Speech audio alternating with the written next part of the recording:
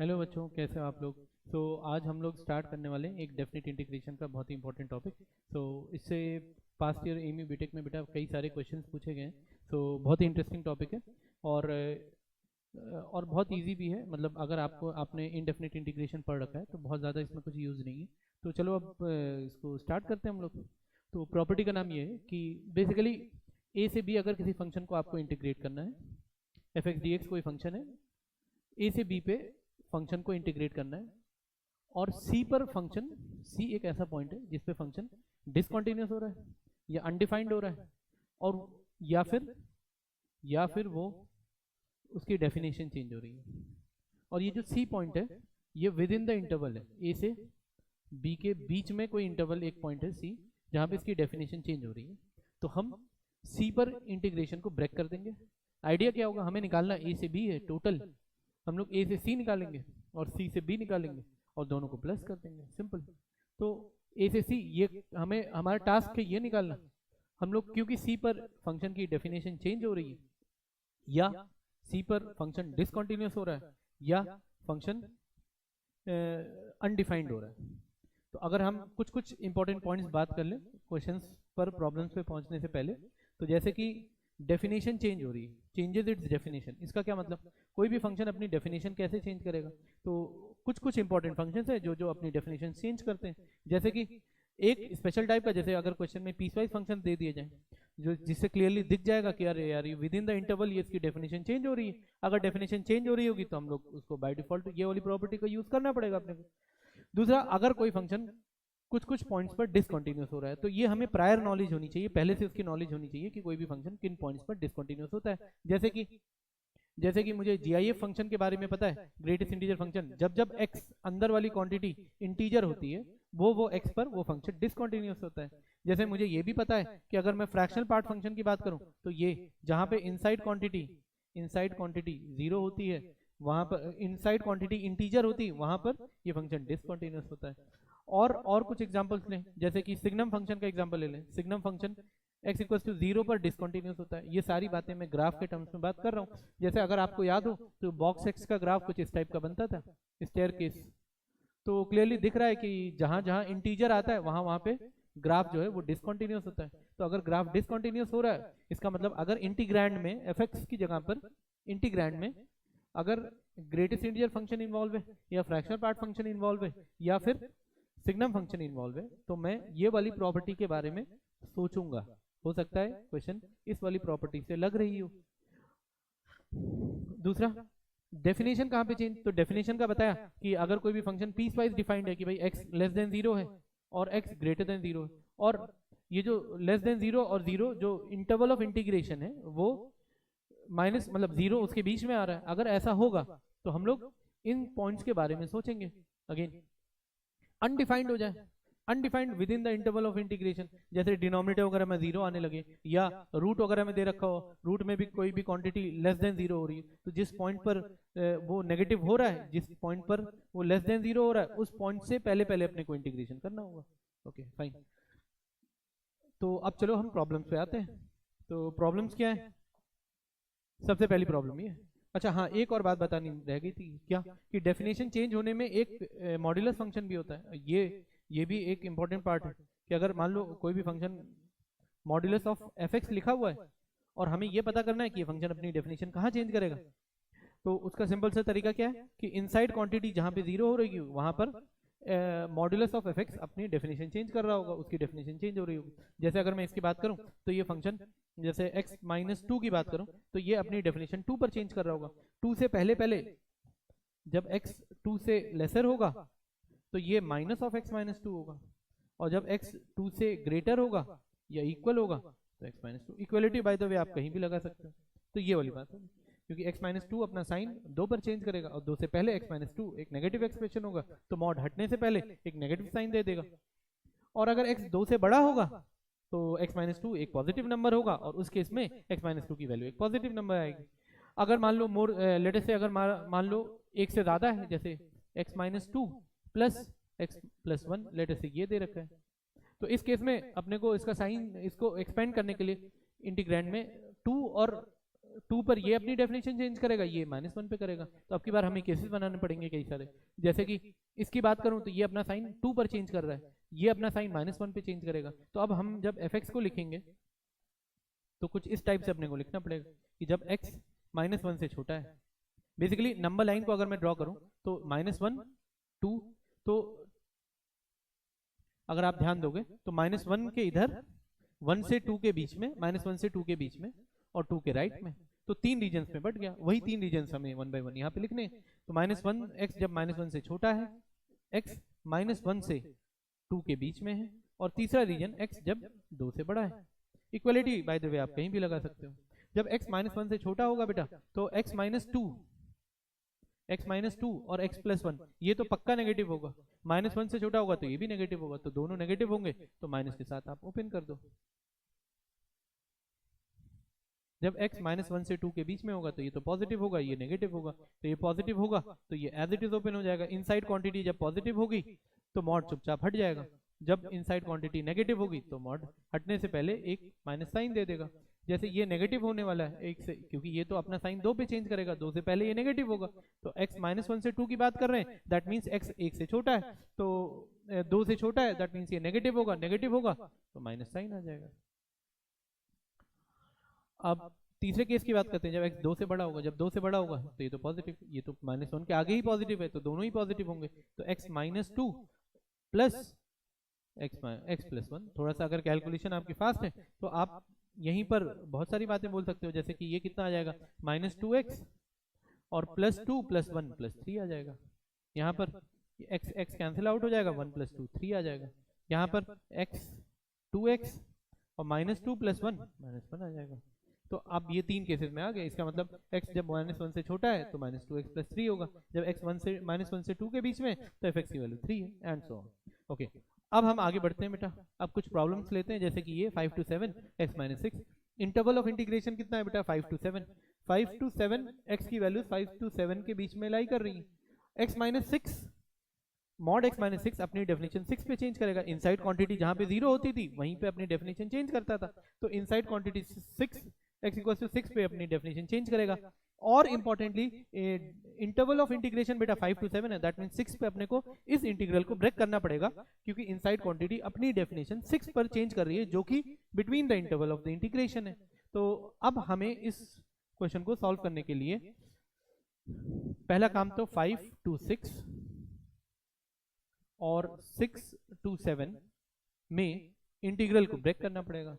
अब ये inside quantity 6 जब x 6 से छोटा होगा तो ये वाली वैल्यू नेगेटिव होगी। तो 5 to 6 अगर जब x 5 से 6 है, इसका मतलब 6 से छोटा है, 6 से छोटा है तो मॉड हटने से पहले एक नेगेटिव साइन दे देगा।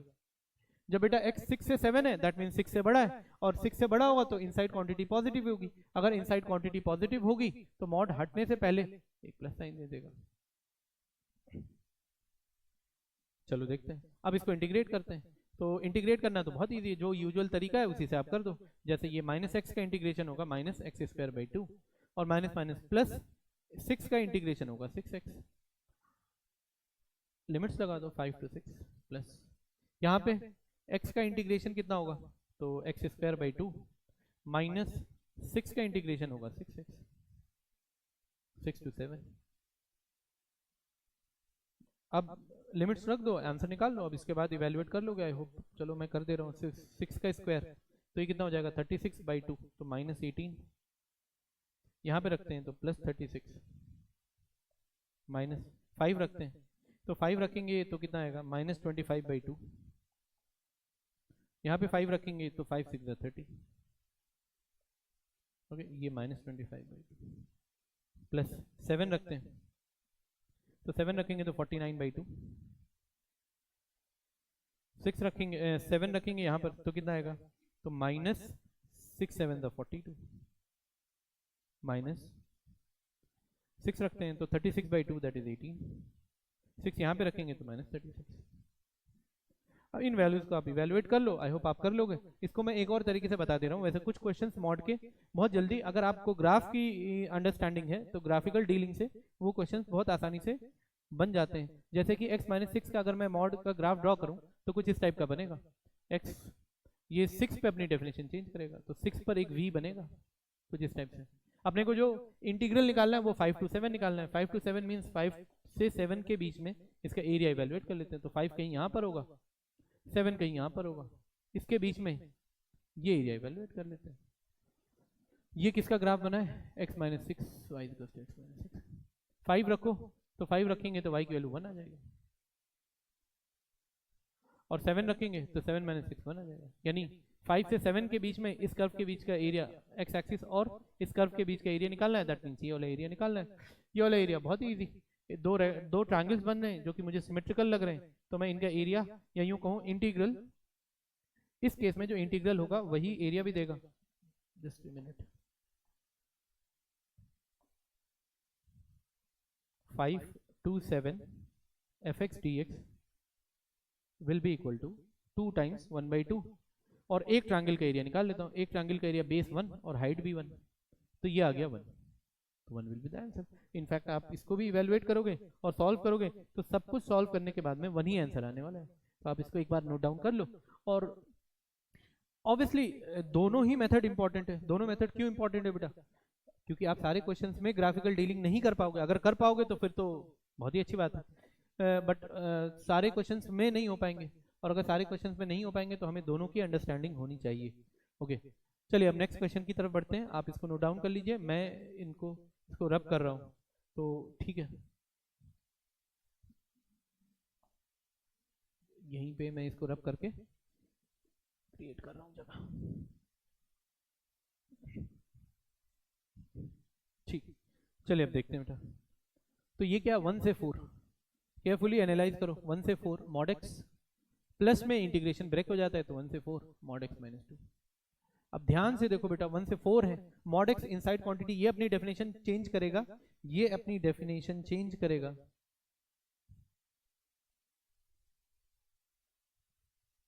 ये अपनी डेफिनेशन चेंज करेगा 0 पर, और 0 बिटवीन द इंटरवल तो लाई ही नहीं कर रहा। दैट मींस ये तो हमेशा पॉजिटिव होगा x, क्योंकि x की वैल्यू 1 से 4 के बीच में, 1 से 4 के बीच में इंटीग्रैंड अपना साइन चेंज कर ही नहीं रहा है, क्योंकि इसकी डेफिनेशन तो 0 पर चेंज होती है। 0 के आगे आगे सेम डेफिनेशन होगी। दैट मींस ये तो हम सिंपली इसकी जगह पर 1 से 4 x लिख सकते हैं, प्लस 1 से 4, 1 से 4 के बीच में। अच्छा, व्हाट अबाउट दिस क्वांटिटी, ये क्वांटिटी बेटा अपनी डेफिनेशन 2 पर चेंज करेगा, और 2 between the integrand, between the intervals of integral है, इंटरवल्स ऑफ इंटीग्रल है। तो दैट मींस अब हमें इसके केस में हमें ब्रेक करना पड़ेगा। कहां पर ब्रेक करेंगे, जहां पे इनसाइड क्वांटिटी 0 हो रही है, जहां पे डेफिनेशन चेंज हो रही है। दैट मींस 2 पर, तो 2 और फिर 2 से 4 x माइनस 2 का मॉड।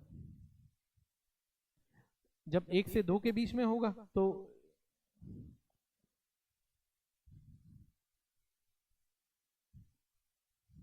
माइनस आएगा, क्योंकि इनसाइड क्वांटिटी नेगेटिव होगी। जब 2 से 4 के बीच में होगा, क्योंकि ये x माइनस 2 का मॉड जब x की वैल्यू 2 से छोटी होगी तो ये नेगेटिव में खुलेगा, जब x की वैल्यू 2 से बड़ी होगी तो ये प्लस में खुलेगा, ये प्लस में खुलेगा तो x माइनस 2 हो जाएगा। फाइन, अब इंटीग्रेट कर दो, जैसे कि ये 1 से 4 में इसका इंटीग्रल कितना आएगा, तो x square by 2 1 to 4 plus minus लगा हुआ है,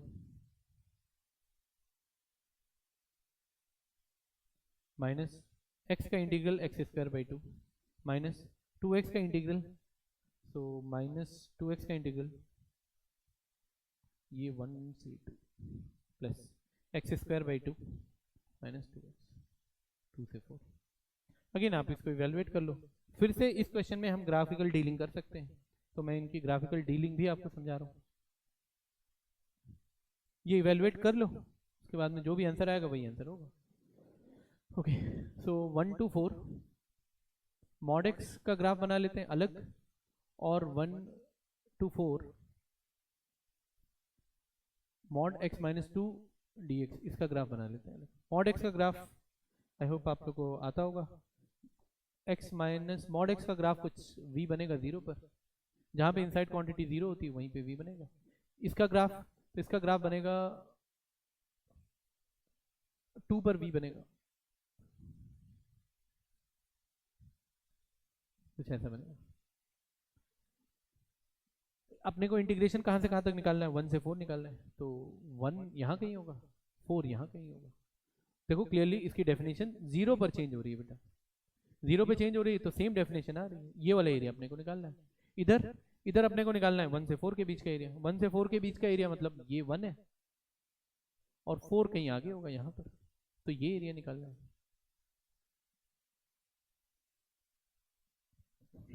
ये एरिया निकालना है। इसमें ये वाला एरिया निकालते हैं, इन दोनों के एरिया को निकालते हैं और दोनों को सम कर लेते हैं। जैसे ये एक ट्रेपेजियम का एरिया है, उसमें x की वैल्यू जब 1 रखेंगे तो y की वैल्यू कितनी आनी है, 1 आनी है। 4 रखेंगे तो y की वैल्यू भी 4 आनी है।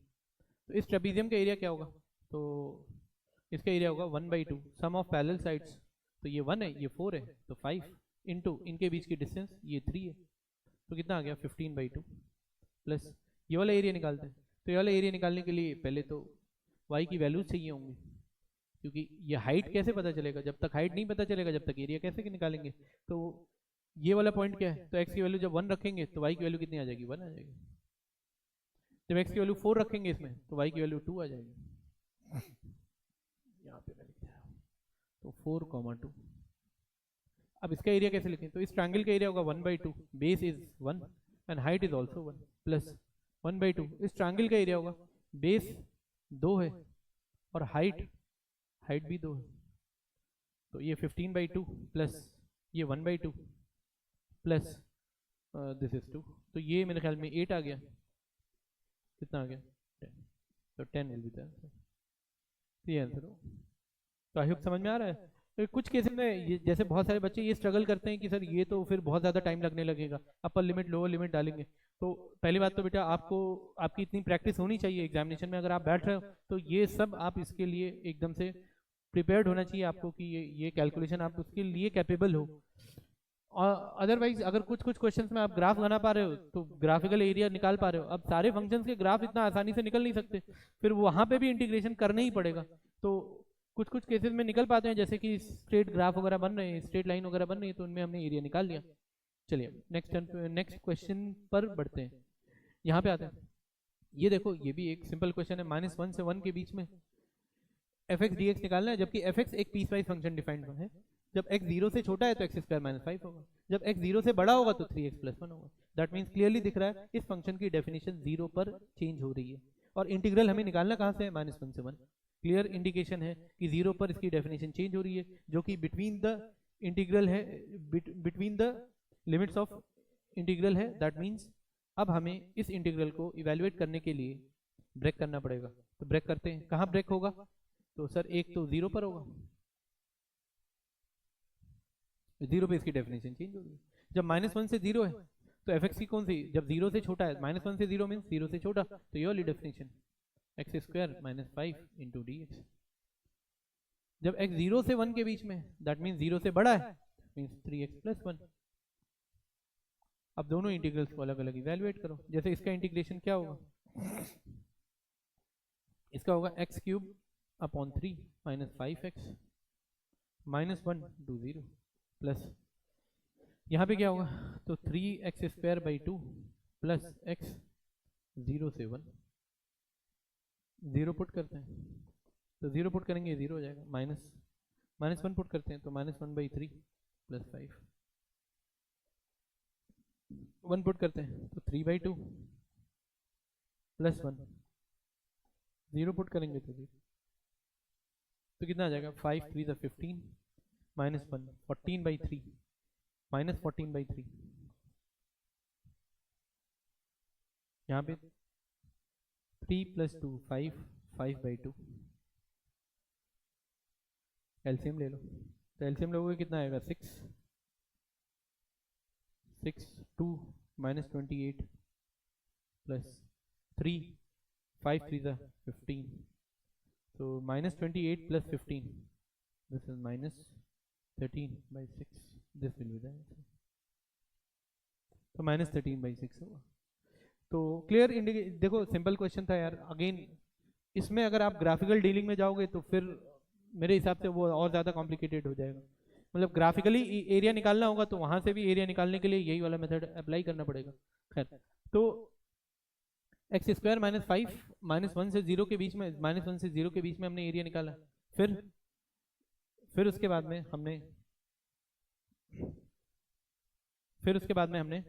0 से 1 के बीच में जो डेफिनेशन लग रही थी वो वाला एरिया निकाला, और फिर उसके बाद में इवैल्यूएट कर लिया। जैसे ये वाले फंक्शन पे आते हैं, ये वाले क्वेश्चन पे आते हैं, तो ये भी एक इंपॉर्टेंट अच्छा क्वेश्चन है। मैं इवैल्यूएट करना है अपने को 0 से π/2 minimum of tan x, cot x, इसको इवैल्यूएट करना है। तो अगेन बेटा tan x और cot x का यहाँ पे ग्राफ बनाना पड़ेगा, क्योंकि उससे फिर समझ में आएगा कि tan x और cot x का बिहेवियर कैसा है।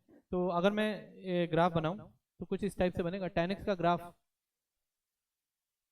π/2, 0 से π/2 के बारे में बात की जा रही है, तो 0 से π/2 में tan x का ग्राफ कुछ ऐसा बनता है, और cot x का ग्राफ कुछ इस टाइप का बनेगा। cot x का ग्राफ कुछ इस टाइप का बनेगा, ये 0, ये π/2, और दोनों इंटरसेक्ट कहाँ पे करते हैं? ऑब्वियसली π/4 पे। tan x और cot x दोनों इक्वल होते हैं, और tan x और cot x इक्वल किस की वैल्यू क्या होती है? 1। π/4 पे दोनों की वैल्यूज 1 आती है। अब अपने को क्या निकालना है? अपने को निकालना है 0 से π/2 मिनिमम ऑफ। अच्छा, मिनिमम का मतलब क्या हुआ? मिनिमम का मतलब इन दोनों में किसकी वैल्यू मिनिमम है?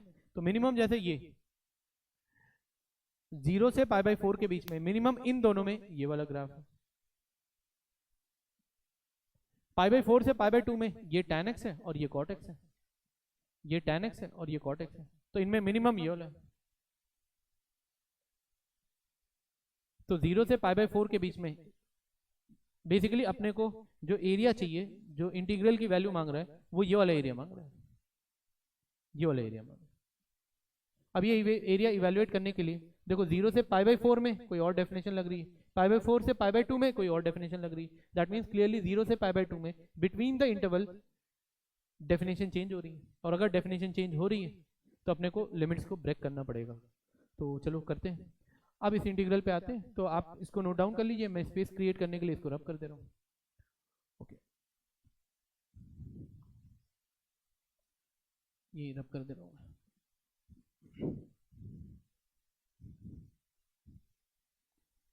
तो क्या होगा? 0 से π/4 और π/4 से π/2। 0 से π/4 में tan x मिनिमम होगा, तो मिनिमम लेना है तो 0 से π/4 में tan x आएगा, और π/4 से π/2 में cot x आएगा। अब इंटीग्रेट कर लो, तो 0 tan x का इंटीग्रल होता है ln mod sec x 0 से π/4 plus ln mod cos x π/4 से π/2। तो ln sec π/4 will be √2 ln √2 minus sec 0 1 log 1 is 0 plus cos π/2 cos π/2, so cos π/2 is 0 and log 0 is tending towards cos π/4 से π/2। cot x is ln cos x, sorry ln cos x नहीं, ln sin x।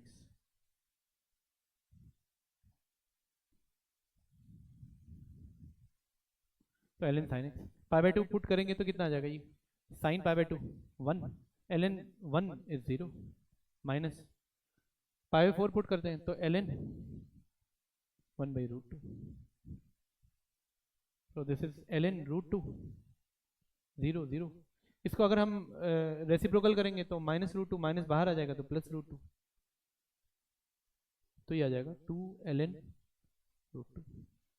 ये answer होगा 2 ln √2 answer होगा। तो again simple question था यार, बस हाँ इसका ग्राफिकल डीलिंग हमें आनी चाहिए। तो इसकी ग्राफिकल डीलिंग अपने को आनी चाहिए कि 0 minimum of tan x cot x कैसा बिहेव करता है। तो minimum of tan x cot x एक दूसरे को π/4 पे इंटरसेक्ट करते हैं। π/4 से पहले अगर इन दोनों में मिनिमम चाहिए होगा तो ऑब्वियसली tan x होगा, और π/4 के आगे tan x और cot x में मिनिमम कौन होता है बेटा? तो cot x होता है। तो 0 से π/4 पे डेफिनेशन चेंज हो रही है इस फंक्शन की, दैट मीन्स π/4 के पहले और π/4 के बाद में डेफिनेशन चेंज हो रही है, तो π/4 पे इंटीग्रल को ब्रेक करना पड़ेगा। फाइन, चलिए अब आगे क्वेश्चन देखते हैं। हाँ ये वाले क्वेश्चन को देखते हैं। तो ये अगेन एफ के बारे में दे रखा है, मिनिमम ऑफ मॉड एक्स। ये बाय द वे ये एमयू बीटेक में आ चुका है बेटा, ये एमयू बीटेक शायद 2019 या 20 में आया था, देख लीजिएगा।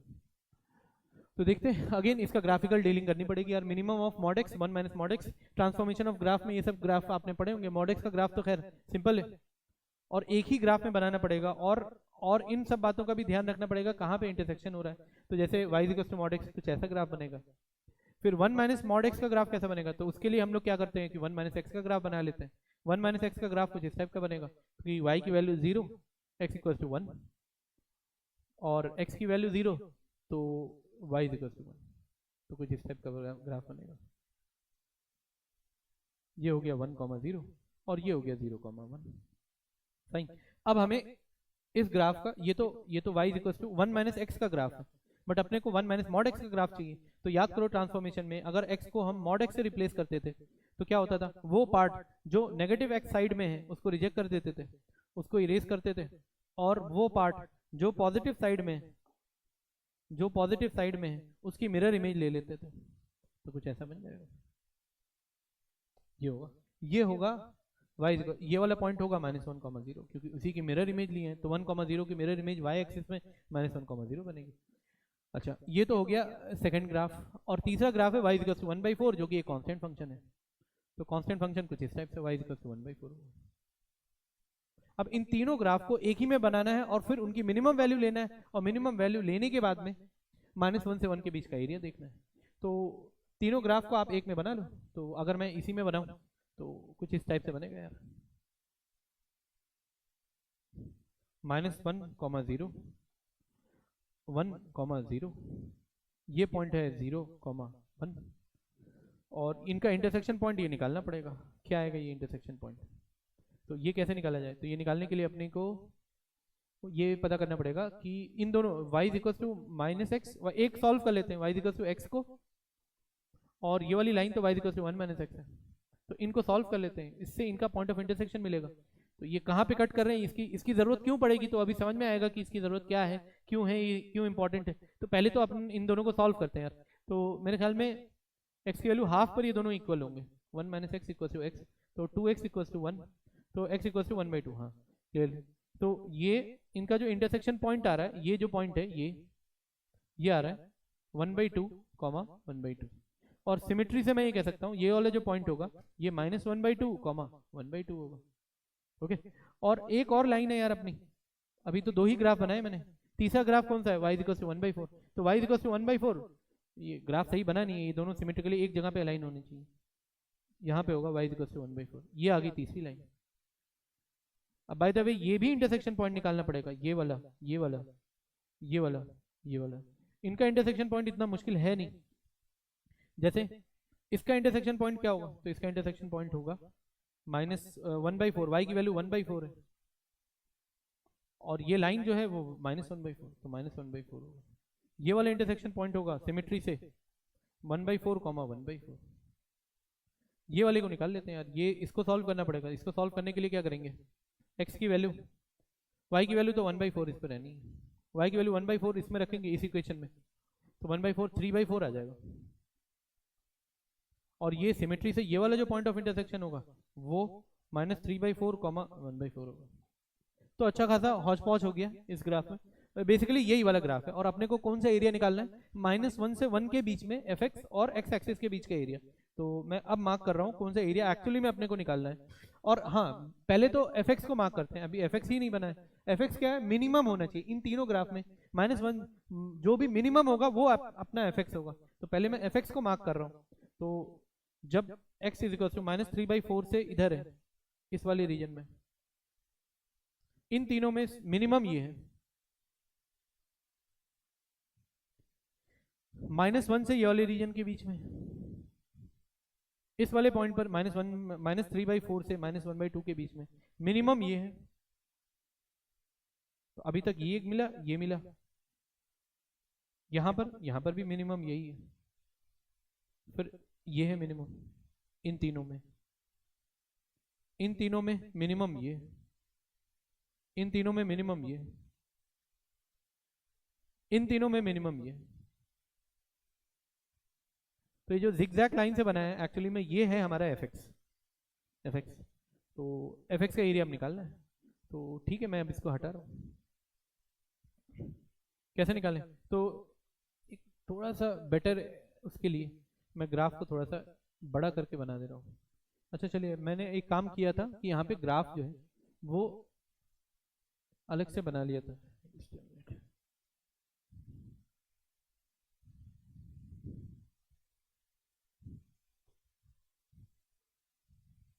ये तीनों ही ग्राफ अलग से बना लिए थे ताकि हमें बेटर वो मिल पाए। ओके, तो ये वाला जो पॉइंट था, ये तो y इक्वल टू 1/4 है। रेड वाला ग्राफ y इक्वल टू 1/4 है। जो ब्लू वाला ग्राफ है वो y equal to 1 minus mod x है।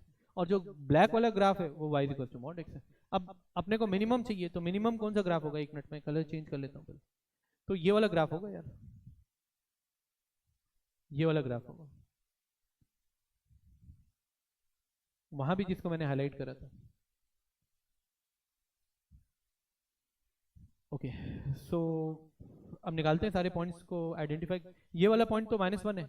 ये वाला पॉइंट क्या है? तो ये है -3/4। ये वाला पॉइंट क्या है? तो ये वाला पॉइंट 1/4 है। ये वाला पॉइंट क्या है? तो ये ये -1/4 है, ये 1/4 है। ये वाला पॉइंट है 3/4। और अपने को एक्स एक्सिस का एरिया चाहिए, तो अपने को एक्चुअली में ये वाला एरिया चाहिए, ये वाला एरिया, ये वाला एरिया चाहिए। ये एरिया निकालते हैं। अब ये एरिया कैसे इवैल्यूएट करें? तो दो ट्रेपेजियम बन रहे हैं यार, सिमेट्री से मुझे लग रहा है एक निकाल लूं, 2 से मल्टीप्लाई कर दूं। एक का एरिया कैसे निकालूं? तो ये वाले रीजन का एरिया निकालने के लिए तो area will be equal to, या यही -1 से 1 fx dx होगा इस केस में, हमेशा नहीं। 1 में twice of 1/2 sum of parallel sides. तो पैरेलल साइड्स इसमें एक तो 1 है और एक ये वाली पैरेलल साइड है, इसकी लेंथ कितनी होगी? तो यहाँ से लेकर के यहाँ तक का ये लेंथ कितनी होगी? तो 3/4 माइनस 1/4 हाफ होगा। तो हाफ ये है, और एक पैरेलल साइड 1 है तो 1 प्लस हाफ, और इनके बीच की हाइट जो है वो कितनी है? इनटू हाइट कितनी है? तो हाइट ये वाली लेंथ है, ये तो 1/4 है, यही तो लाइन है y equal to 1/4। So 1/4 so that means ये कितना आ जाएगा? 3/2 into 1/4 that is 3/8। I hope answer match कर रहा है। Yes, C option is correct. तो देखो ये अगेन अच्छा क्वेश्चन था यार, इसमें बहुत सारी हमें ग्राफिकल डीलिंग करनी पड़ी। और ये जब मिनिमम या मैक्सिमम ये सब टाइप के क्वेश्चंस आने लगते हैं तो यार उसमें फिर हमें ग्राफ बनाने के अलावा बहुत सारे चॉइसेस हमारे पास बचते हैं नहीं। तो हमें ग्राफिकल डीलिंग भी इंपॉर्टेंट है, जो हमने फंक्शन वाले चैप्टर में पढ़ रखा था। वहां पर जो हमने सारी नॉलेज गेन करी है, कैसे ट्रांसफॉर्मेशन वगैरह करते हैं, उनकी अंडरस्टैंडिंग भी बहुत इंपॉर्टेंट है। जैसे इस क्वेश्चन में हमें 1 माइनस मॉड एक्स का ग्राफ बनाना पड़ गया, फिर मॉड एक्स का ग्राफ तो खैर सिंपल है, 1/4 का भी सिंपल है, फिर इनके इंटरसेक्शन पॉइंट्स की भी इंपॉर्टेंस है कि हर एक पॉइंट पे कहाँ पे ये ग्राफ इंटरसेक्ट कर रहे हैं, वो क्योंकि एरिया में ही रिफ्लेक्ट होंगे। क्योंकि आप खुद सोचो कि अगर ये आपको नहीं पता होता कि ये पॉइंट ऑफ इंटरसेक्शन क्या है, ये वाला ये पॉइंट ऑफ इंटरसेक्शन अगर हमने नहीं निकाला होता तो हमें कैसे समझ आता कि ये जो इंटरसेक्शन हो रहा है ये 1/4 पे, ये लेंथ 1/2 हम कैसे पता कर पाते? तो ये सब हम इसलिए कर पाए बेटा, ताकि कर पाए क्योंकि हमने इनके ये इंटरसेक्शन पॉइंट निकाले थे। अब ऑब्वियसली बेटा, अब आप ये कहोगे ये तो क्वेश्चन कहीं से भी किसी भी पॉइंट ऑफ व्यू से 1 मिनट वाला क्वेश्चन नहीं था। बिल्कुल नहीं था, बिल्कुल ऐसे क्वेश्चंस 1 मिनट में नहीं होने। तो आपको भी पता है, हमको भी पता है कि कौन सा हमें 50 के 50 क्वेश्चंस करने हैं एमई बीटेक में, जिससे हमारा पूरा का पूरे मार्क्स आ जाए। तो ऐसे कुछ तो क्वेश्चंस ऐसे आपको मिलेंगे। फाइन, चलिए अब एक लास्ट क्वेश्चन है, इसको भी देख लेते हैं यार। ये भी एमई बीटेक में ही आया है शायद, ये देख लीजिएगा ईयर, शायद 2020 या 21 में आया था, देख लो, इसको भी देखते हैं। तो दो फंक्शन दे रखा है, fx2x-1 और दूसरा फंक्शन है x-1, और इंटीग्रल अपने को निकालना है -2 से 2 fx dx, ये निकालना है इंटीग्रल। तो 2x-1 प्लस मॉड x-1 इसका इंटीग्रल निकालना है। तो जो पहला वाला टर्म दे रखा है मॉड्यूलस के इनसाइड, ये अपनी डेफिनेशन कहाँ पे चेंज करेगा? तो ये जो मुझे समझ आ रहा है ये अपनी डेफिनेशन चेंज करेगा, x इज इक्वल टू 2^0 होता है, तो x इक्वल टू 0 पे ही अपनी डेफिनेशन चेंज करेगा। और ये डेफिनेशन चेंज करेगा इनसाइड क्वांटिटी जहाँ पे 0 होगी, यानी x इज इक्वल टू 1 पर। अच्छा, 0 भी विद इन द इंटरवल आ रहा है और 1 भी आ रहा है, दैट मीन्स अब की बार हमें -2 से 2 में कई बार ब्रेक करना पड़ेगा। कैसे कैसे? तो -2 से 0 तक, फिर -2 से 0 तक, फिर 0 से 1 तक, और फिर उसके बाद में 1 से लेकर के 2 तक। 3 केसेस में बटेगा, जब x 0 से छोटा है, जब x 0 से 1 के बीच में, और x जब 1 से बड़ा है। तो जब x 0 से 1 के बीच में, 1 मिनट में थोड़ा और स्पेस क्रिएट कर लेता हूँ, 0 से 1 और फिर उसके बाद में 1 से 2। -2 से 0 के बीच में बेटा ये नेगेटिव होगा, ये भी नेगेटिव होगा, तो दोनों माइनस के साथ खुलेंगे। तो -2 की पावर x -1 -x -1 प्लस 0 से 1 के बीच में 0 पर ये अपना ये साइन चेंज कर चुका होगा, नहीं पॉजिटिव हो जाएगा, तो 2 की पावर x -1, और ये x -1 ये नेगेटिव रहेगा। 1 से 2 के बीच में दोनों ही अपना साइन चेंज कर चुके होंगे और दोनों ही पॉजिटिव हो गए होंगे, 2 की power x -1 plus x -1। Fine, देखते हैं हम नेक्स्ट। +1 तो ये आ जाएगा -2 से 0, ये आ जाएगा बेटा -x -2 to the power x minus +1 तो 2 -x -2 to the power x dx, plus यहाँ पे क्या आएगा, यहाँ पर 1 -1 और +1 ये कैंसिल आउट हो जाएगा। यहाँ पे बचेगा मेरे ख्याल से 2 to the power x -x, 0 से 1 देख लेना एक बार, प्लस 1 से 2, 1 से 2 में ये नहीं कैंसिल होंगे, 1 से 2 2 to the power x plus x और -1 -2 हो जाएगा फिक्स dx। फाइन, चलो अब मैं यहाँ पे कैलकुलेशन कर रहा हूँ, तो पहले तो इंटीग्रेट करना पड़ेगा इनको, तो इंटीग्रेट करते हैं। तो 2 का इंटीग्रेशन 2x माइनस x का integration x²/2, 2 to the power x का integration 2 to the power x upon ln2, तो ये होगा -2 से 0 प्लस इस यहाँ पे सेकंड वाले पार्ट में 2 टू द पावर x का integration 2 to the power x upon ln2 minus x का इंटीग्रेशन x²/2, ये कहाँ से कहाँ रन करेगा, 0 से 1 प्लस 1 से 2, तो 1 से 2 में 2 to the power x upon ln2 plus x²/2 और -2x, ये जाएगा 1 से 2। अब अगेन वैल्यूज पुट करते हैं। अच्छा यहाँ प्रॉब्लम क्या है बेटा, यहाँ प्रॉब्लम ये है कि 2 to the power x graphical dealing हम क्यों नहीं कर पाएंगे, क्योंकि 2 टू द पावर x -1 का ग्राफ बना तो लेंगे, बट उससे मुझे नहीं लगता कोई बहुत ज़्यादा यूजफुल इन्फॉर्मेशन मिलेगी, क्योंकि उससे एरिया तो हमें कैलकुलेट नहीं कर नहीं पाएंगे, और करना भी होगा तो हमें मतलब इवैल्यूएशन तो यही करना पड़ेगा, तो और कोई ऐसा ट्रायंगल वैंगल तो बनने वाला नहीं कि जल्दी से हम एरिया निकाल लें, तो हमें तो इंटीग्रेशन इसी मेथड से इवेलुएट करना पड़ जाएगा। खैर चलिए अब करते हैं, तो 0 पुट करते हैं, अपर लिमिट 0 डालेंगे, तो 0 डालेंगे तो ये 0 ये भी 0, 2 टू द पावर 0 -1/ln2 ये आएगा, ये तो अपर लिमिट डाला, माइनस लोअर लिमिट डालता हूँ, तो -4 -2 डालूंगा तो -2 का स्क्वायर 4/2 -2 यहाँ पे डालूंगा तो 2 टू द पावर -2 होगा 1/4, तो -1/4 ln2 ये आएगा, प्लस अब नेक्स्ट वाले में आता है, तो 1 पुट करेंगे तो 2 to the power 1 2/ln2, 1 put करेंगे तो -1/2, 0 पुट करेंगे 2 टू द पावर 0 1 होता है, 2 टू द पावर 0 1 होता है, तो 1/ln2, और 0 पुट करेंगे तो ये तो 0 हो जाएगा। थर्ड वाला और रह गया, तो थर्ड वाले के लिए अपन यहाँ पे लिखते हैं, थोड़ा फास्ट करते हैं, तो 2 टू द पावर 4/ln2, तो फर्स्ट हो जाएगा 4/ln2, 2 पुट करते हैं तो 4/2 2 होगा, और 2 यहाँ पे पुट करेंगे तो -4 आएगा, तो 2 -4 -2 आएगा, माइनस लोअर लिमिट डालते हैं, तो लोअर लिमिट पुट करेंगे तो 2/ln2 और 1 पुट करेंगे तो 1/2 और यहाँ पे आएगा +1/2 और यहाँ पर आएगा -2। ठीक है, अब इसको एक्सपेंड करते हैं, एक्सपेंड करके जो भी ऑप्शन मैच कर रहा होगा वो कर लेंगे। तो -1/ln2, तो थोड़ा सा सिंप्लीफाई करने के लिए जगह चाहिए, जगह क्रिएट करने के लिए मैं क्या कर रहा हूँ, मैं इस वाले पार्ट को रिमूव कर रहा हूँ। तो आप नोट कर लो पहले, उसके बाद में फिर आगे बढ़ते हैं।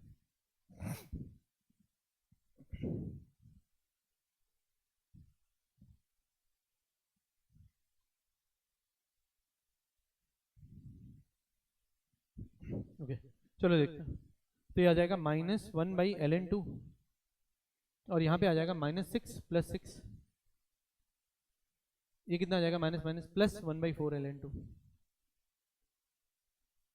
यहाँ पे क्या होगा 2/ln2 -1/2 -1/ln2 और यहाँ पे क्या आ जाएगा +4/ln2 -2 -2/ln2 -1/2 कितना आ जाएगा, तो this will be 6 -2 + 2 cancel out हो जाएगा, 6 -½ -½ -1 6 -1 5 2/ln2 -2/ln2 ये कैंसिल आउट, -1/ln2 4/ln2, अच्छा 4/ln2 1/4ln2 और -1/ln2 -2/ln2, ये दोनों तो -2/ln2 हो गए, -2/ln2 + 4/ln2 तो +2/ln2 और शायद ये वाला बच गया और +1/4ln2, देख लेना यार एक बार। तो यहाँ से ln2 1/ln2 कॉमन, क्या बचेगा, तो 2 + 1/4, तो 2 4 8 + 1 9/4, देखो कोई तो ऑप्शन मैच कर रहा होगा, 5 + 9/4ln2, ओके बी ऑप्शन इसका। तो ठीक है बेटा, अगेन यार ये थोड़ा कैलकुलेटिव क्वेश्चन था, जब इंटीग्रेशन में हम घुसेंगे तो कैलकुलेशन तो करनी पड़ेगी, और कैलकुलेशन करनी पड़ेगी तो फिर एफर्ट तो लगेंगे। खैर वो डिपेंड करता है यार, आपकी इंडिविजुअल प्रैक्टिस के बेसिस पे डिपेंड करता है कि आपने कितनी प्रैक्टिस कर रखी है, और वही उसी से डिटरमाइन होता है बेसिकली। मैथमेटिक्स में यार प्रैक्टिस ही बहुत इंपॉर्टेंट है, जितना ज़्यादा आपकी प्रैक्टिस हो रखी होगी उतना ज़्यादा आप अच्छा परफॉर्म कर सकते हो। खैर तो ये वाला क्वेश्चन था बेटा। अब इसमें अगेन 2 मॉड्यूलस एक्सप्रेशन दे रखे थे, दोनों की डेफिनेशन चेंज हो रही थी, तो 3 इंटीग्रल्स में ब्रेक हुआ। जब 3 इंटीग्रल्स में ब्रेक हुआ तो हमें 3 बार इंटीग्रेट करना पड़ा, क्योंकि 3 बार हमें डेफिनेशन चेंज हुई तो 3 बार हमें इंटीग्रेट करना पड़ा, और उसकी वजह से हमारी कैलकुलेशन अच्छी खासी लंबी हो गई, क्योंकि हमें 3 बार लिमिट्स लगानी पड़ गई। ठीक, चलो तो बेटा अब ये सारे क्वेश्चंस हैं, इस टाइप के क्वेश्चंस देख लो आप, एमयू बीटेक में आ रहे हैं, तो आप इनकी प्रैक्टिस करते रहो, और नेक्स्ट टर्न पे कुछ और हम नेक्स्ट टाइम कुछ और अच्छा कोई इंटरेस्टिंग टॉपिक लेकर के आएंगे, किसी भी टॉपिक से हो सकता है वो मैथमेटिक्स का। तो ठीक है बेटा, ओके बाय।